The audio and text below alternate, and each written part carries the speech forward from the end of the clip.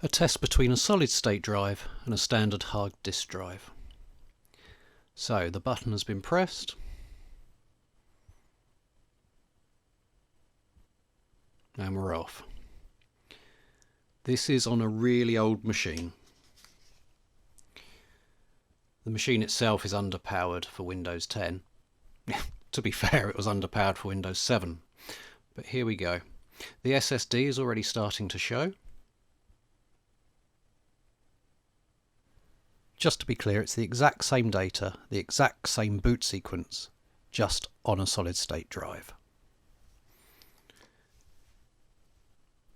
And I'm running the test up until one particular app starts. And you'll see it flash on the screen when it does.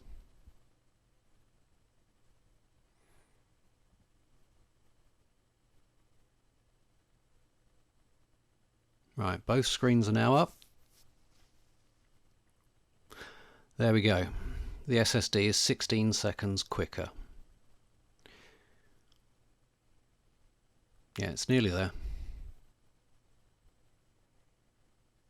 Yeah, just a bit longer. There we go.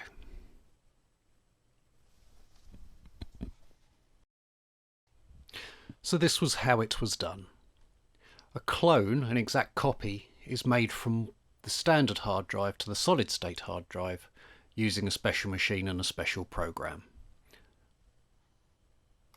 A solid state drive can make a real difference, especially on a machine with a bit more oomph than the one I've used.